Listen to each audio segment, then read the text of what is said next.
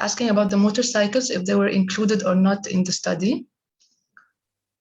The motorcycles were not included, but maybe I can remind you that a couple of decades ago, unfortunately, we have been, or Egypt has been ending the two-stroke engine motorcycles. And this included also closing production lines. So this was a very large intervention. And credit here really goes to the Ministry of Environment for this great effort, because these types of motorcycles were, of course, emitting lots of carcinogen emissions. Dr. Ahmed, you're muted. I hope I am back. Sorry for the connection glitch. So in this specific study, no, the motorcycles were not included, and buses were not included. And these are going to be subject of future follow-up activity, of course. Okay, perfect. And I see from the participants, Mr. Ashraf from Derka, Egypt, who is raising his hand. Just checking if you have any questions.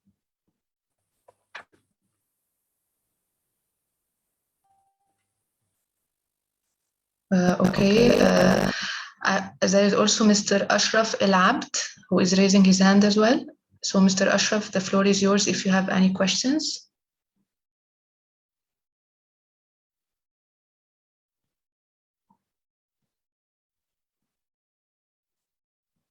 Mr. Ashraf?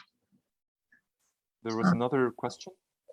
In the chat, yes, there is a question now, yes, from Ashraf, Mr. Ashraf Zahran. He has it in the chat. He's asking, can we be working on race to zero for all types of vehicles in different governorates to have a base bank for this sector? A base bank? Well, yeah. Well, a race to zero is definitely a very ambitious target. I need to remind everyone of something, that when we talk about electric vehicles, we are still not talking about zero emissions. So zero emissions is a journey.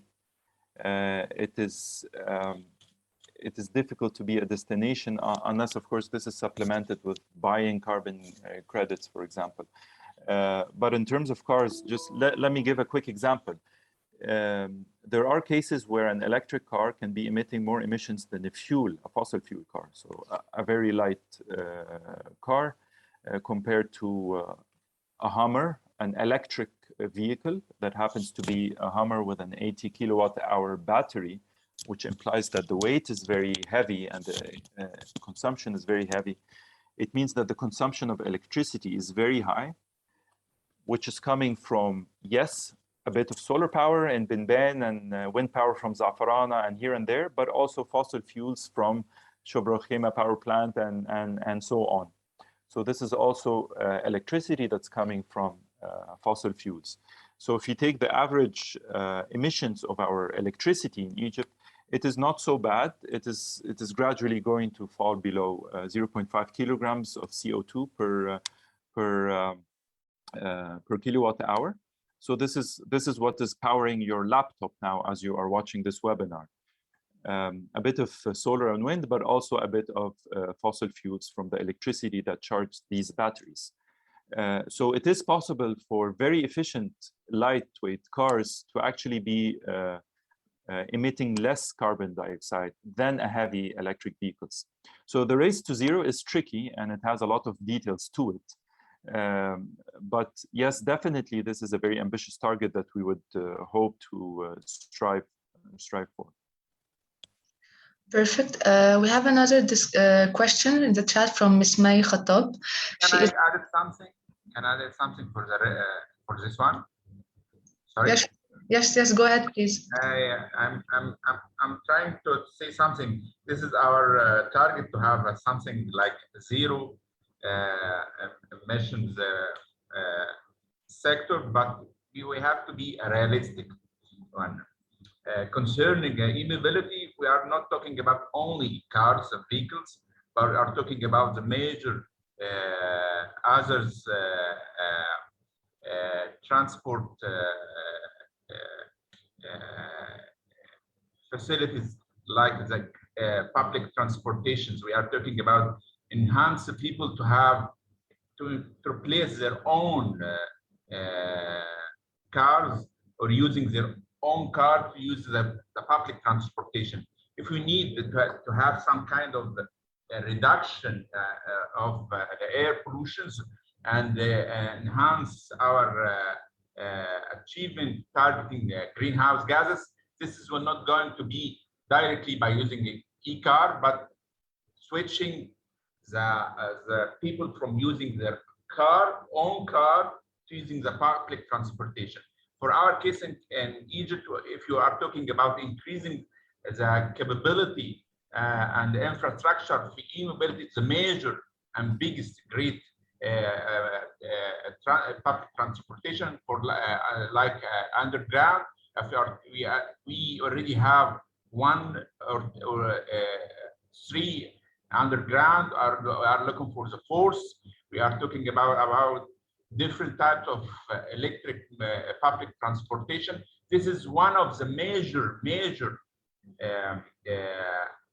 target for us to switch to using the public transportation. Maybe you are looking for the 001, but this is a major action we need from the people to switch from using cars to the public transportation. Thanks.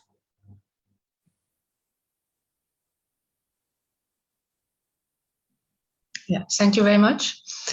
And Dr. Ahmed, do we have another question in the chat? I guess which is strongly linked to what we've been talking about now, is if there is any plan to have proper line systems in Cairo with clear bus stations, because otherwise people won't be encouraged to use buses and they will rely more on private cars. So what is your opinion on this? Yes, well, usually when I'm talking about collective transport, I keep it simple by asking the audience the following question. Think about your mom, okay? Think about your mother, and think about asking her to use a bus here or in another city somewhere in the world where buses are a pleasant experience. And you will notice that a lot of the answers will be, of course, no. Okay, and once the answer will be yes, we can understand now that the experience in the city is comfortable enough and enjoyable enough to actually use the buses. And here, this is not related to having an electric bus necessarily, but it means, for example, having a waste bin every 100 meters, a waste bin, having trees in the streetscape of the surrounding urban environment, because trees are, on one hand, improving the aesthetics of your experience and also reducing the heat island effect and the thermal comfort. And trees are providing you shade and so on. The noise level in the street is a contributor. The quality of the road and the quality of the sidewalk, the safety of the sidewalk, the security, whether personal security or security from harassment or security from crime, or as I mentioned, road safety and so on. So here I mentioned something like 10 interventions, and none of them are related to a transport expert. Trees are not, the social behavior in the street are not, the crime and so on is not. So in some countries, probably less so in Egypt, but in some countries where crime rates are very high, for example, this is a very elaborate example. How people will not choose buses if they can afford cars, simply because they can afford to avoid the risk of crime in the street.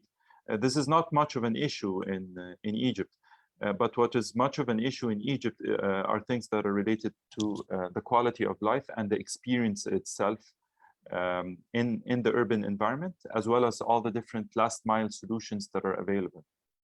So again, once the answer is yes, we can understand that, okay, this is an environment that will cater to everyone in that case. Totally agree. Yes, true. And one last intervention from Ms. Jane. Ms. Jane, go ahead, please. Thank you. Maybe just to come back to the discussion that clearly Ashraf has raised, quite a heated discussion, is to say that for us as UNEP, definitely we see a differentiated approach will work, especially when you're promoting, electric mobility, the race to zero, because electric 2 and 3 wheelers are already economically viable. They are quite present. If you look at some of the countries, for example, China, in India, they are switching or have switched almost completely to electric 2 and 3 wheelers. So I think that's more economically viable. And as Dr. Ahmed presented, the first and last miles, I think these are quite easy wins for Egypt when you move towards electric modes for those segments. Even as we look up to electrify the buses, which is the upfront costs are quite high, and the light duty vehicles. Some segments, especially the heavy duty vehicles, are quite, I think that will come at a future time, because even electric modes, we do not see them quite prominent now. Even in the north, they are talking more of hydrogen. Just very few countries are talking about electric heavy duty vehicles. Maybe town delivery, medium vans are electric. So a differentiated role, our goal or target for each of the modes, I think would work. And as you say, definitely, and as Ahmed already spoke, we intend to further this work with, looking at the 2, 3 wheelers specifically, the buses again specifically, from the report that he presented. And thank you, Ahmed, for that report. Thank you so much, Mrs. Jane. And I guess we're all good. Just one comment in the chat is the fact of the importance of maybe having more incentives to change the mindset of the people, because this is by far one of the main priorities.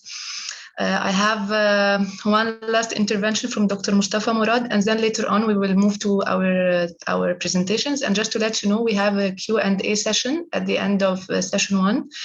So if you'd like to have any further questions or discussions, you can please have it in the Q&A session. But Dr. Mustafa, now the floor is yours. Please go ahead. So most of people talking about the social behavior and changing the mind. I'd like to add something about a case already in Cairo. In the beginning, when we are talking about encouraging the people to use the public transportations, and we face that is most of the owner of private cars, they have different culture and different capability for that. So you need to change the infrastructure to cover all the needs from different layers of the people. For example, we have a case here in Egypt about introducing a new private company to work in the transport sector. It's called Muwasalat Masr. It's totally different from the existing public transportation situations. In the beginning, we said that this will not be a successful story, and if you after 5 years now dealing with the fleet of the fleet of this company, we found that they double or more double the number of the fleets. This means that there is a need from the people to have a very different type of public transportation to feed their needs for different level and layers of the people. This is a very good example for us for changing the social and behavior and the people mind, by the way. Yes, thank you, Dr. Mustafa, for this very interesting example. And true, it's very important to start with shifting the mindset of people. Dr. Ahmed Al-Ghami, it seems that the presentation was quite interesting because we have one last question for now. I will raise it quickly, and whether if you would like to answer it now or maybe later in the Q&A session, up to you. The question is, what about the travel range of these e-buses? Is it really a feasible solution? Okay, I think we can have it in the Q&A session. Okay, perfect. And of course, we will be collecting any other questions, so please feel free to add it to the chat box, also related to the upcoming presentations, and we will get it one by one. First, for Dr. Mustafa Azouzi, there is a question about the policies, the shift policies that were adopted by Morocco to shift or to help in shifting or changing the mindset of people to the new modes of transport. So was it mainly the low ticket price or the strict regulation on private cars or the free car zones or any other type of policies that you would like to share with us? Yeah, well, thank you. Thank you very much for this important question. I think that this is a bit, there is a lot of things to say about this question. First of all, before talking about policies, we need to look at the institutional, the legal and the regulatory framework in Morocco, which is much developed, but not sufficient, but much developed. For example, the existence of a set of laws, the national strategies and action plan, and local action plan also. We can also mention that all actors are included in this those policies, such as, for example, all ministries, municipalities, scientific research centers, etc. And also there are many strategies that push for that. For example, National Sustainable Development Strategy, the urban mobility plans, the capacity building program, the energy efficiency strategy to 2030. But what we can say about the models or the shifting policy in Morocco, it includes, for example, some incentives to encourage buying, for example, electric or hybrid cars. For example, they encourage also car sharing through like using the same car, for example, for making a journey, or through rental car companies. There is also a policy toward the low ticket price. For example, a bus ticket costs $50 in Morocco. The tramway costs like 60 cents. Okay. Regulation also, there are many regulations on private car. For example, I can say like nowadays there is no possibility to register a used car with an age of more than 5 years. Okay, it is impossible. So if you would like to import like a used car, it should be like less than 5 years. And there is also what they introduced also what we call like B plus T ticket, which means that one ticket used for the tramway and for the bus going in the same direction, of course. And there is also what we call P plus T ticket. It means like if you buy like a round trip ticket for tramway, you can get a free parking. Okay, and also there is like another a strategy toward building parkings around like the tramway network. And also improving the quality and the comfort level of public transportation. Regarding the percentage of subsidized, well, this is difficult to answer since it is a case by case. Well, because first of all, each city has its own model, depending on the contract negotiation with the public transportation fleet exploiter. because here in Morocco, it is a concession contract given to a private sector to manage that. So it depends on the negotiation, it depends on the financial and the economic model, it depends on the capacity, the investments that the operator will bring, and others. But there is a percentage of that, but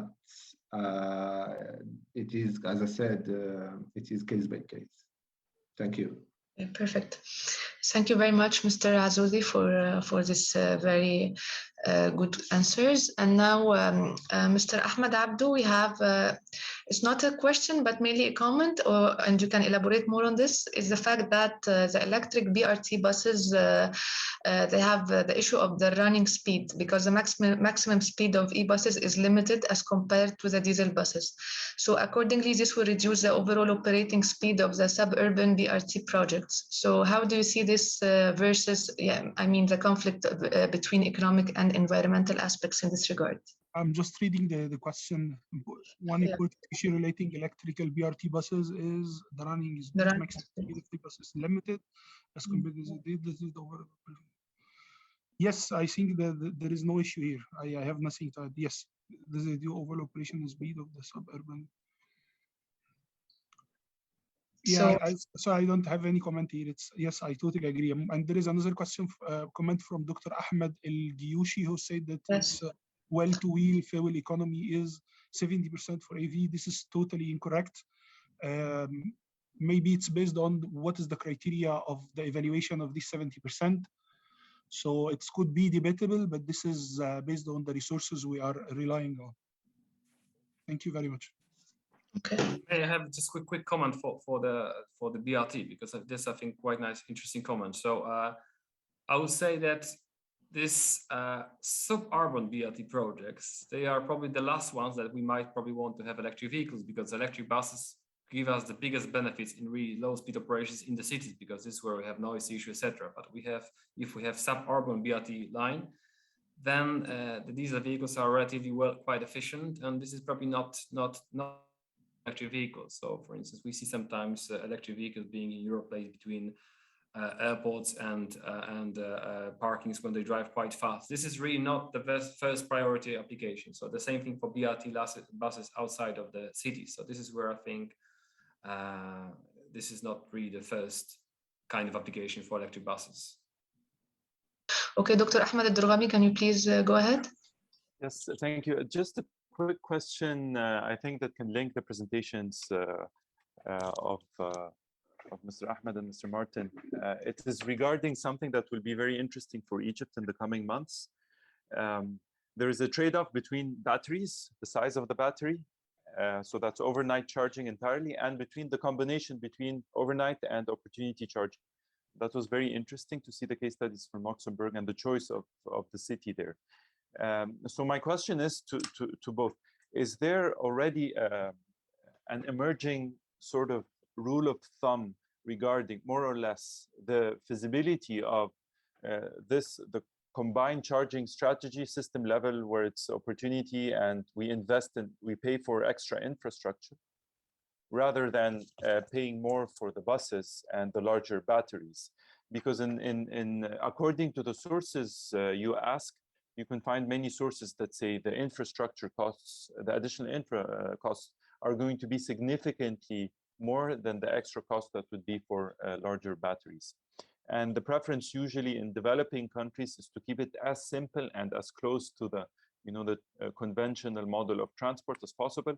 So that's basically treating the bus as if it's an ICE vehicle, unfortunately, and the awareness is still not there.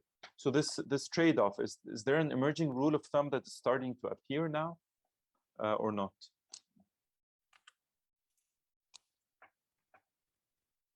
So maybe I can start from Europe, Luxembourg. So I would say that, as you mentioned, a lot of operators, they want to have this kind of philosophy that diesel vehicles replace one-on-one with electric vehicles. So let's say no hassle with charging during the route. So this simplicity is something that could be, we see that is becoming a trend.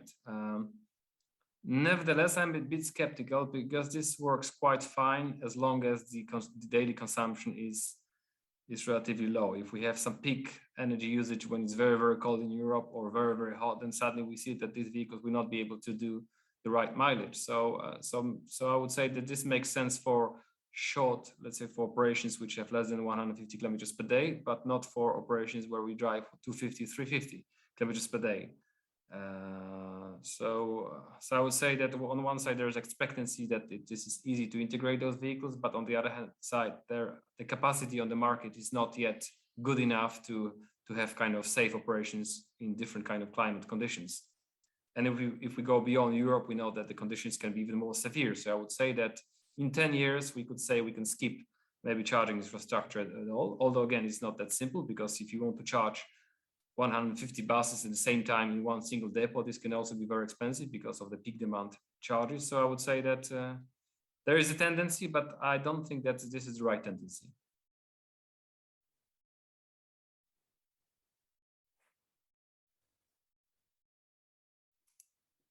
Okay, thank you very much. Thank you very much. If I may add on this, my 5 cents in this is, as I said during my presentation, in our region, we saw a different performance between the declared energy and distance of every bus and the real performance on site. When we try it on different weather like winter and summer, different capacity of people and the road itself, how long they drive, how crowded is this road. So many factors really affecting or different from country to country. This is why I always recommend that please try to do a one pilot for 3 to 6 months, just evaluate different buses, check how the performance, and this will be a very good lesson learned before taking a decision to go for such a huge investment and the infrastructure work. Thank you.